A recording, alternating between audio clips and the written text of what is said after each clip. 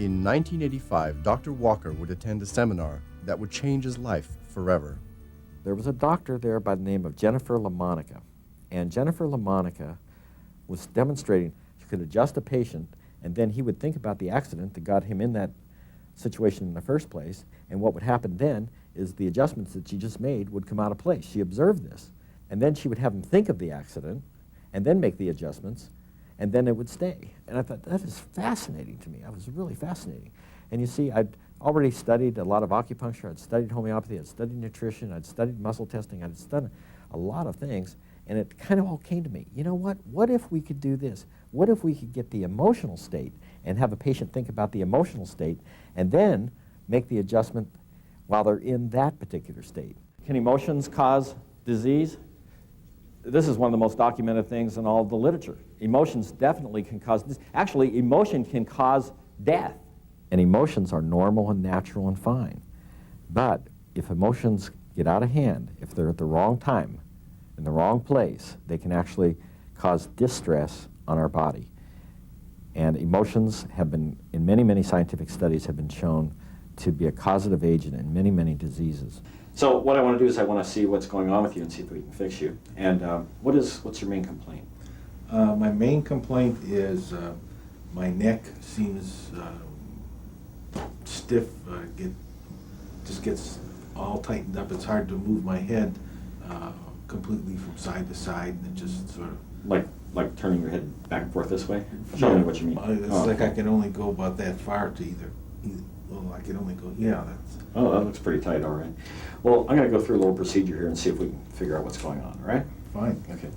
Let's take this arm right here, and I'm going to push it down, and you keep it up, all right? Wow. Hold, resist. That's good. Resist again. Okay, can you take this hand and put it back in your neck? Right about here for me. Did you do that? Okay. Hold it right there now. Hold it right there. Your body seems to be saying there's an emotional component to this problem. And I don't know if it's everything, but at least it's part of it. So we have a procedure we go through, kind of like a little game.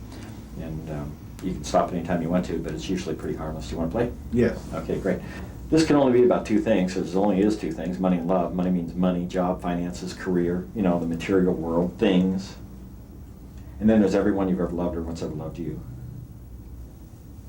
And in that category, there's like family and friends. So let's try for a family member first. Family member. Okay. And there's two families, the family you came from and the family you now have. Which one do you want to try first? Family I was born into. The family you were born into. Okay. And a particular member of the family? Uh-huh. Well, everybody has a mother and a father, so let's try mother. Let's try father. And your father. And your father. And your father. And your father. And your father. Down here in the liver. Liver goes with a couple emotions. Let's try a couple out here, okay? So anger and resentment and your resentment. And your resentment, something about your father. He wasn't around. Okay. Or at least not for me.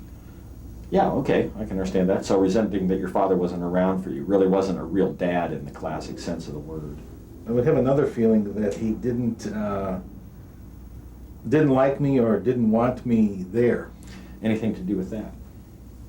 I wonder how old you were then, when you were conception to 10, when you were conception to 5, age 6, and age 7.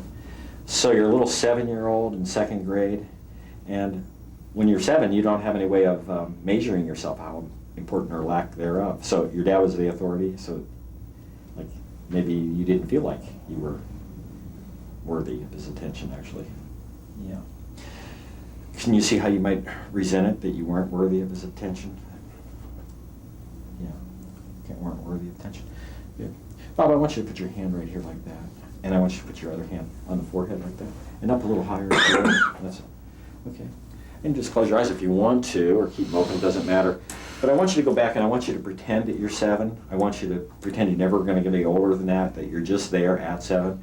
And the thing about this little procedure we're doing here is the more you can feel the resentment and maybe anything else you were feeling at that time, the better this works, because it engages your physiology and kind of gets everything up, you know, so we can make this release. All right. Hold that feeling.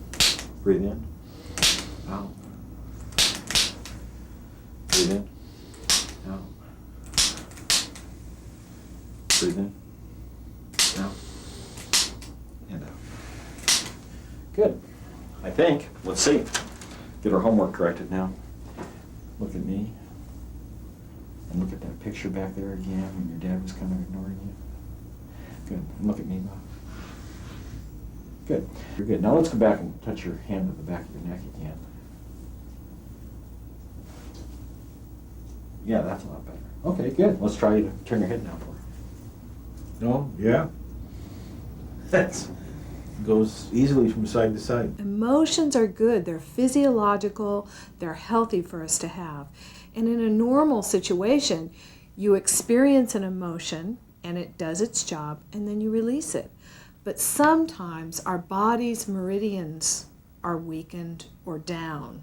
And then what happens is an event can happen, we have a lowered resistance, and that emotion can sort of get stuck in our body and then target a particular area.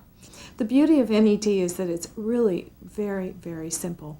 What it's dealing with is physiology. What we want to do is bring the physiology up. The memory brings up an emotion, brings up a memory, and the memory brings up the physiology.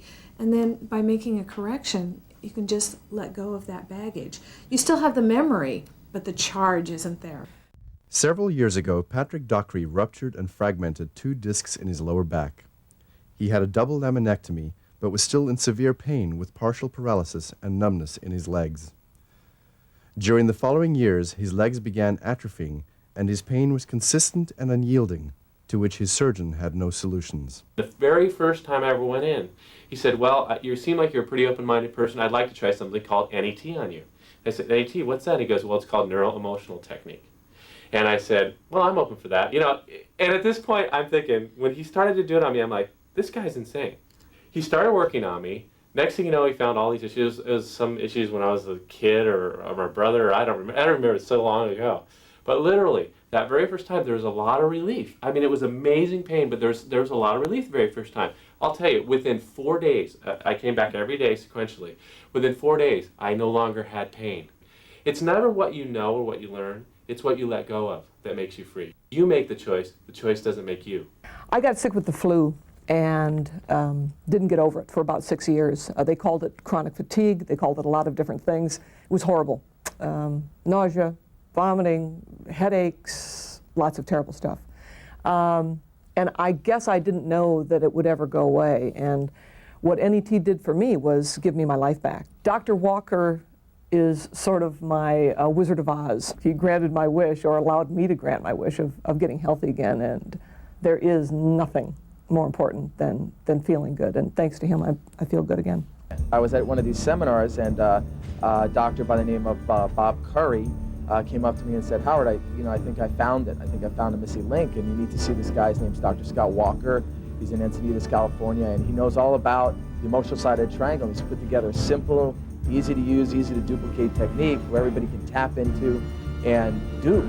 And I said, really? Okay, I'll check it out. So I went and I was blown away because it's been so long since I've seen that much passion and that much excitement in a person like I saw in Scott Walker. Sad fact is that more people will spend more money in their last 2 weeks of life on trying to stay alive than they will in their whole life on their health.